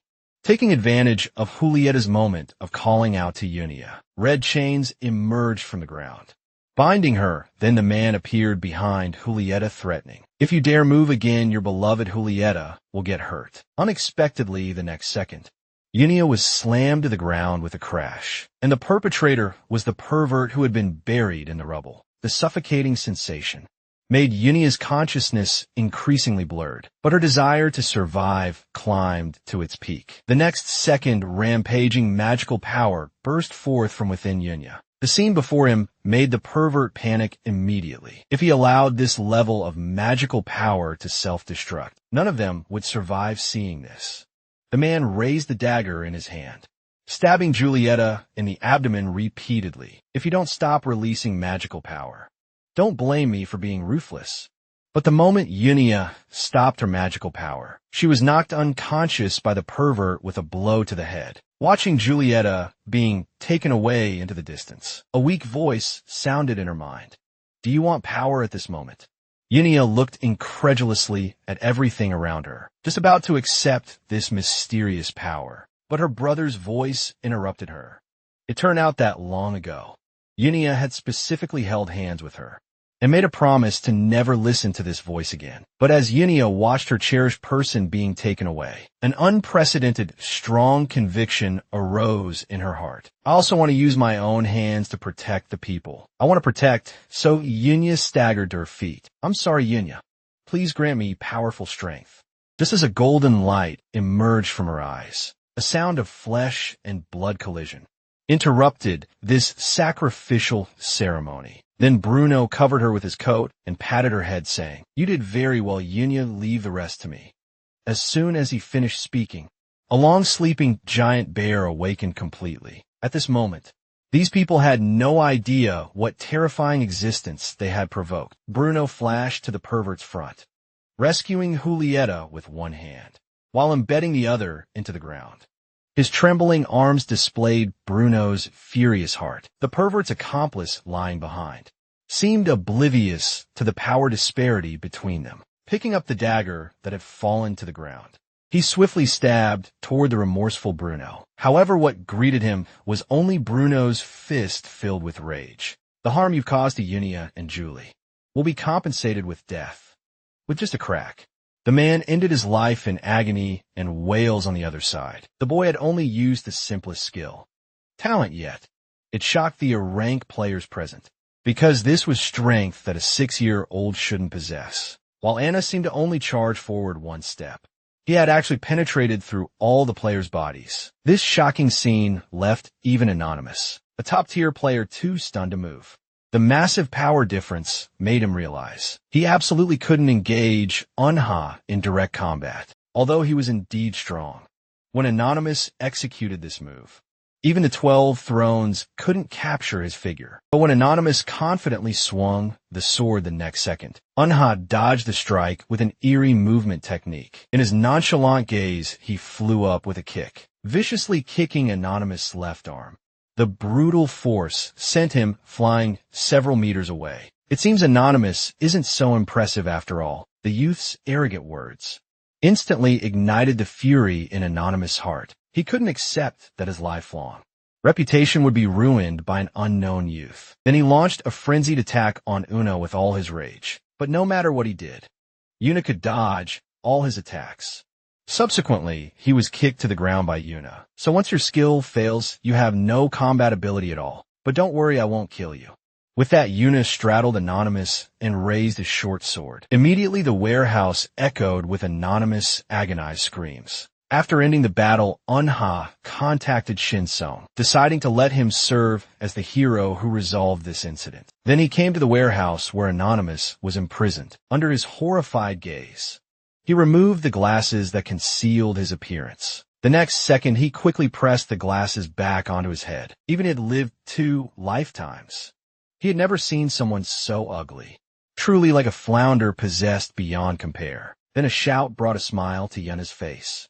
His sister and Bruno all safely emerged from the shopping mall. After everything ended, Unha invited Shin Song to meet at a coffee shop. From their conversation, he learned that the future had indeed changed. Anonymous, the notorious criminal from his previous life, would become the first death row inmate since the establishment of the Fairy Palace. And previously, the intelligence Yunha had provided about the corrupt group after the chairman's return to be forcibly terminated. The intelligence caused the succession battle that should have occurred. The gears of fate continued turning in this lifetime. Through Unha's efforts, he had finally protected his beloved family members. Everything was changing for the better. But what he never expected was the future would once again undergo unexpected changes. What was supposed to be a warm family gathering was disrupted when his sister expressed her desire to become a player, leaving Yunha dizzy and unable to hold his chopstick steady. He looked at his sister in disbelief, wondering why the future had changed. The reason for this was that every time danger approached, Yunia could only hide behind others, unable to do anything. She also wanted to become someone who could save others. Unha, who was about to argue with his sister, was interrupted by their mother's words. Although I know being a player is very dangerous work, if this is Anya's own wish, then I hope she can do what she wants to do. Hearing this, Unha fell silent. And at this moment, a thought was continuously growing in his mind. So the next day, Unha brought his sister to a run-down warehouse before he could explain anything. The next second, fierce winds arose, and in Yunha's incredulous gaze, she finally met her idol zodiac Shin Seo Young of the 12 Thrones. It turned out Yunha had reached an agreement with him, agreeing to let Shin Seo Young teach his sister to become a player and take her as his apprentice, while Shin Seo Young would provide the magical equipment Yunha needed. After exchanging pleasantries, Shin Song was very satisfied with the vibrant young girl before him. Such immense magical power would certainly cause quite a stir among the 12 Thrones. Then Unha solemnly asked his sister again, "Are you really okay with this?" After receiving a definitive reply, Una carefully handed the equipment to his sister, released the magic stone, and from now on, the player examination officially begins. As the magic stone dropped, a brilliant light scattered in all directions. In Yunia's puzzled gaze, an extremely cute hamster appeared before her. The monster's adorable appearance instantly lowered his sister's guard. Even seeing the monster hop toward her, his sister took no action. So Unha quickly rushed forward. In his sister's confused gaze, the monster suddenly attacked, opening its bloody maw to pounce at his sister. With a bang, Unha kicked the monster dozens of meters away, turning to sternly scolded his sister.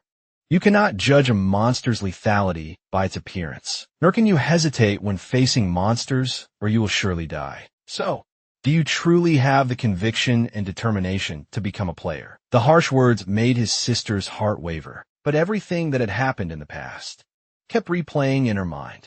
To protect his family, Una had rushed toward the Kraken without regard for his own safety. To protect herself, Julieta had moved the magic away from the enemy in front of her, just to give herself enough time to escape. And her originally wavering heart gradually became firm. At this moment, Yunia didn't want to only receive protection. She also wanted to protect the people she loved. At this moment, Yunia's gaze no longer hesitated, as she gripped the long sword tightly in her hand. I can definitely defeat the monster. After exactly 15 attempts, Anya finally succeeded. But this was perhaps too cruel for a 12-year-old child, and Yunho immediately held his slightly out-of-control sister in his arms, continuously comforting her softly. You've done very well at this moment. The suppressed Yunia couldn't hold back any longer. She buried herself in Yunia's chest and cried loudly, releasing the oppression and pressure that shouldn't have belonged to her. Even Zodiac couldn't help but reflect that. While this was a process every player had to go through, Yunha had actually made his sister kill monsters from the very beginning. This made Zodiac raise his danger assessment of Yunha by another level. Subsequently, Yunha's life returned to tranquility. Looking at the milk distributed by the school, Una couldn't help but think of his former teammate for his previous life, who also disliked drinking milk, causing him to remain short. However, just then, and he suddenly stuffed something into Una's hand. Opening it, he discovered it was actually a popular magical product on the market, a tool that could turn plain milk into chocolate milk. This made the battle-hardened Una feel flustered. Aren't you afraid the teacher will find out? But on second thought, it seemed like he was the one who had led them astray. To atone for this, Yunha voluntarily took on the task of preparing milk for both of them. After school, Yunha immediately went to the upper grades. Although 3 days had passed since the examination, thinking of his sister's sad expression still made him worry about her psychological state. So every day after school, he would go find his sister first. Unexpectedly, upon reaching the 6th floor, he collided with an upper grade student. The blonde boy, seeing it was a lower grade student, immediately became arrogant, grabbing Yuna's sleeve to teach him a lesson. After observing for a while, Yuna recognized the arrogant man before him as Lee Kong-ah, the player who had ruled the Northern District's gang in his previous life. Though his abilities weren't particularly outstanding, he was very skilled at exploiting human weaknesses, using this to manipulate his subordinates. It was no exaggeration to say Lee Kong-ah had been the strongest intelligence network in the Northern District since he attended this school. He should have lived in the Northern District since childhood. Otherwise, he wouldn't have become the information broker here, seeing that Anha hadn't reacted for a while. Lee Kong-ah, feeling his dignity was challenged, raised his fist to strike. But Ona, thinking he might need his intelligence support in the future, immediately decided to leave him with an indelible impression. Then a phantom-like large hand suddenly appeared, just as the two were about to collide. A sharp shout interrupted this commotion. The owner of the voice not only made the arrogant Lee Kong blush with shame, but also left him at a loss. The owner of the voice was none other than Yunha's sister Yunha. Seeing Lee Kanga's flustered state, an extremely absurd thought emerged in Una's mind. He actually dared to have improper thoughts about his sister. The furious Una wanted to kill him immediately, no matter how Lee Kanga tried to explain, only push him away, coming to Una's side. I saw with my own eyes that you were about to bully my brother. As soon as she finished speaking, the crowd immediately gasped in surprise, because the two siblings bore no resemblance to each other whatsoever. Hearing this, Lee Kong became even more like a humble lapdog, following closely behind them and continuously apologizing. Watching the two walk away, he still maintained a smile, more servile than any lapdog's Yunia. I hope you have fun today. If anyone at school bullies your brother, you must tell me hearing this. Unha glared at him with bared teeth. Next time I see you, you're dead. After leaving school, Unha couldn't wait to ask sister, do you like him hearing this? Yunya stopped her footsteps, and a charming smile appeared at the corner of her mouth. She suddenly pulled Unha tightly into her arms. The person I like most is you. Meanwhile, in a corner unknown to Unha, because he had saved his parents, preventing grandmother from leaving the countryside, as she had in his previous life. The future had changed once again. While passing through a small alley, the crying sounds from within caught grandmother's attention. The kind-hearted grandmother immediately went to investigate, discovering a blue-haired half-beast youth huddled in a trash can. Shivering seeing this, grandmother quickly reached out to comfort him.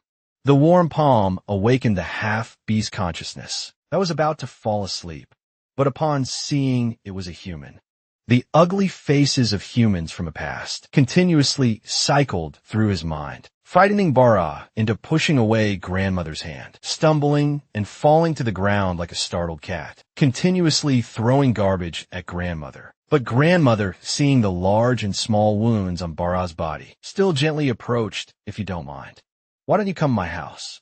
After a month had passed, when Unha returned to his hometown, the first thing he sensed was an unknown, magical power within the house. So he had his sister move quietly.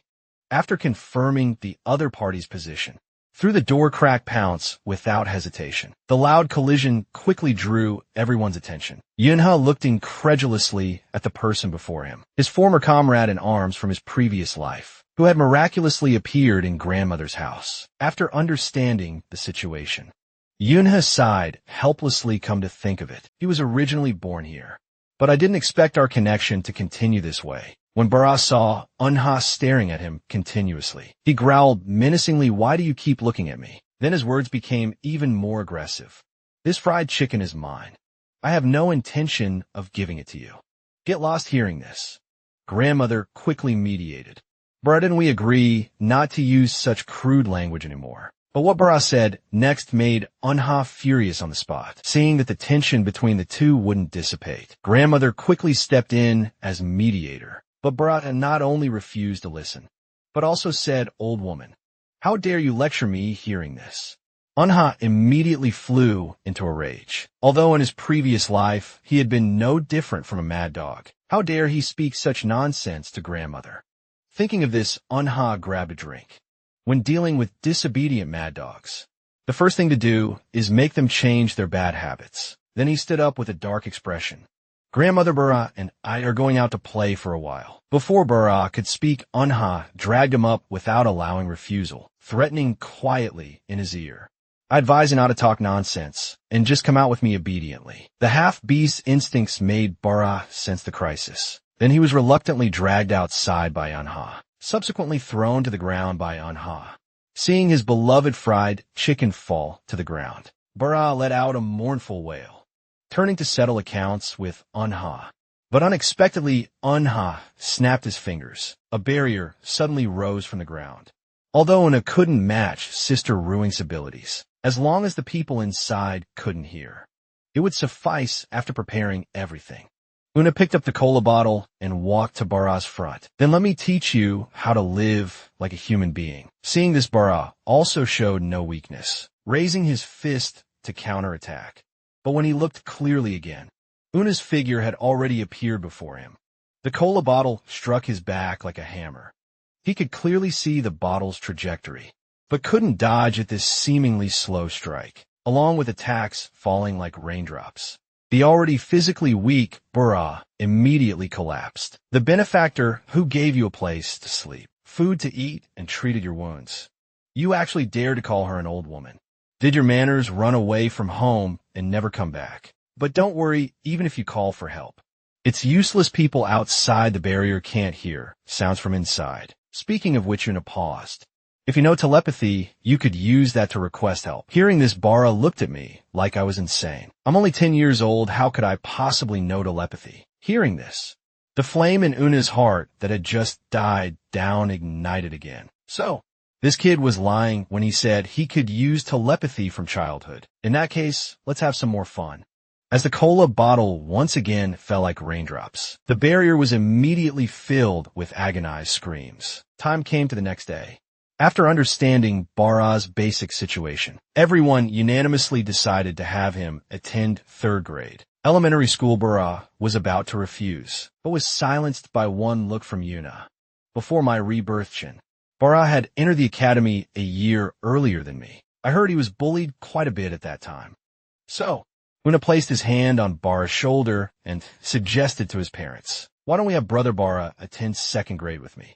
Under Yunha's coercion and inducement, Bara had no choice but to go against his own wishes, saying he was willing to attend second grade elementary school. Seeing this scene, grandmother was also very happy. I didn't expect these two little ones to become so close. After just one night hearing this, Bara complained frantically in his heart. "Are you all blind? Can't you see this kid is threatening me?" So under Bara's terrified gaze, Una grabbed his sleeve, then, "Let's go have some fun together today, too." Meanwhile, in the fairy palace of the 12 Thrones, the future had changed once again. The woman effortlessly suppressed the S-rank player with just casual movements, simply because she was the fairy, one of the continent's strongest beings. But just recently, both parties had been negotiating for the 4,000 isolated imperial citizens. As a mutual condition, the fairy palace needed to send someone to subjugate the second-level monster Leviathan. Its terrifying strength was the strongest individual ability, except for first-level monsters. And while causing disasters, it could also paralyze entire nations. An extremely evil monster. But such conditions were tantamount to sending imperial players to their deaths, so the fairy, citing unfamiliarity with the environment, changed the condition to providing magical potions to southern continent players, free of charge. Hearing this, Valentine chuckled softly. "Your country's magical potions are indeed shocking to me, truly revolutionary products, not only overturning the method of absorbing magical power through injection, but the same volume of magical potion only needs to be taken orally to obtain 3 times the magical power. But we have already decided to exchange Royal Sea magical alloy for those magical potions." Hearing this, the fairy's eyes narrowed. "Are you certain you have enough magical alloy for the exchange?" As soon as she finished speaking, the violent Myron kicked and broke the expensive solid wood table. The flying wood chips were suspended in midair by the fairy's raised hand, while Myron looked arrogantly at everyone. "If you want us to return the imperial people, you must help us deal with Leviathan. Are all imperial players weaklings who can't leave the fairy's embrace?" Even though Valentine told him to watch his words, Myron continued his relentless mockery. "That's exactly why I hate imperial people. A bunch of yellow monkeys who only know how to talk about pickles and show off their eloquence." Hearing this, the fairy's hand, wiping her mouth, suddenly froze. The next second, heavy and solid pressure enveloped the entire fairy palace. The mountain-like, oppressive force compressed both men's bones until they creaked, until they collapsed on the ground. Fine to ensure the safety of all imperial citizens stranded in the phantom country. I will spare no effort to help you. Besides our country's strongest player, known as the Divine Spear, Nangong Xingyun, I will also send 2 more members of the 12 Thrones. With this, you should be willing to safely return our citizens. With that, the fairy snapped her fingers. The heavy, oppressive force left both S-rank strongmen nearly unable to breathe, and this was their first time witnessing just the tip of the iceberg of the strength that earned her the title of fairy. But Myron struggled to his feet from the ground in defiance, drawing his weapon to fight the fairy to the death before Valentine could stop him. The next moment, bone-chilling ice crystal shot up from the ground. Instantly, a terrifying chill surrounded Myron. A phantom appeared behind him. "If you dare move again, death will be your only path." The one who acted was none other than the Empire's strongest player, Divine Spear, Nangong Jingyu. The fairy turned to look at Myron with indifference. "It seems you're not completely brainless after all. The talk's in here. Everyone, please return." Myron could only watch the 3 leave through gritted teeth. After returning to the presidential office, Park Sang-jin solemnly warned the fairy, telling her that she had been too impulsive earlier and must learn to take care of her own body, reminding her that she was no longer a national actress but a fairy. Before his words of concern could finish, the fairy interrupted him, asking whether he was speaking from his position as a bodyguard or as actress Lim Gale's agent. The fairy then stood up and walked toward the window, reflecting that the gains from this negotiation had exceeded expectations. By far, this was all thanks to Alice Pharmaceuticals. And once this deal with the Shadow Kingdom was complete, they would need to go and properly thank him, though regardless of anything else, provoking the Shadow Kingdom's ambassador. This time had been far too risky. Hearing this, the young woman looked toward Park Sanjian and asked again whether this was his advice. As her bodyguard, seeing Park Sanjian remain silent, the fairy chuckled softly. Divine Gun is next door, so what's there to worry about? If something really went wrong, it would only be those two ambassadors who would suffer. Meanwhile, Julieta was humming a tune as she walked excitedly down the street. The hospital had confirmed she was 6 weeks pregnant, so after leaving the hospital, she immediately pulled out her phone. She called her beloved Bruno and arranged to come home early tonight. She was preparing to give him a wonderful surprise, and listening to Bruno's gentle words, Julieta smiled foolishly, calling him a silly fool looking forward to dinner, and Bruno's excited reaction when he got the news. But then a familiar voice rang out from behind her. Terror instantly crept across Julieta's face, as she couldn't believe that despite hiding so perfectly, she had still been tracked down by the family's hounds. Seeing herself surrounded front and back, Juliet was about to cry out for help, but Myron covered her mouth tightly with his hand. "Dear princess, it's time to return to your cage." At the same time, the old man received a call from Juliet, but when he answered the phone, he heard Julieta's voice filled with sorrow. "Bruno, let's break up." Upon hearing this, Bruno immediately stood up in agitation. But what echoed in his ears was the dial tone of a disconnected call. Having done all this, Julieta was heartbroken, understanding that her life was about to end the moment she returned to the family. All that awaited her was becoming an accessory for the family's arranged marriage. But by sheer coincidence, Julieta's kidnapping was inadvertently witnessed by Unha. Yuna's pupils suddenly contracted. Why would Myron, known as the Killing Hound, appear in this place? Then Una suddenly remembered. The talks between the Empire and foreign countries seem to be happening right now, and the content of these talks concern the subjugation war against the second level super monster Leviathan.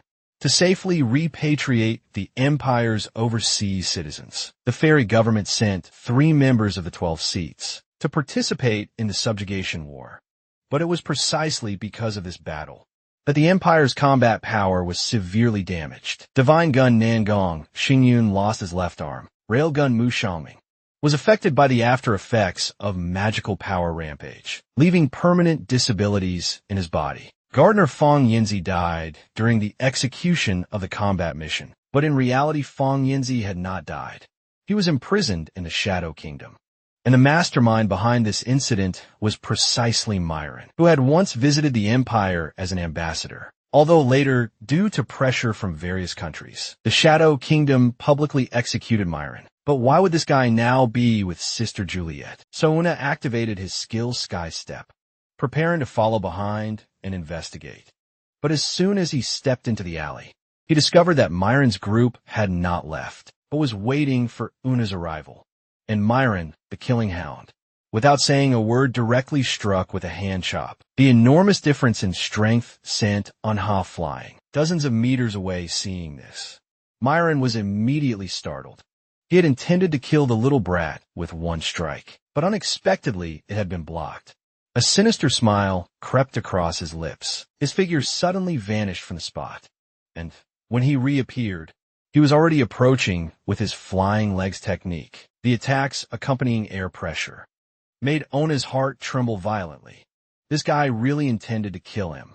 So Ona no longer held back his strength, pouring all his magical power into his legs. He actively launched an attack toward Myron. But what he never expected was that Myron's speed was so fast that he not only easily dodged the attack, but he could also take advantage of Yunho's moment in the air to reach out and grab him. In the critical moment, Ona concentrated his magical power at his toes and fiercely kicked toward Myron, then used the force to leap into midair. Magical power formed waves in his palm. With a whoosh, it attacked Myron, while Unha took the opportunity to create a safe distance. Seeing this, The impatient Myron decided to end the battle with one strike. The next moment, his form flickered, appearing behind Unha before Unha could react. He fiercely grabbed Unha's neck. Myron lifted him up, he said without emotion. Then I'll finish you off directly, little boy.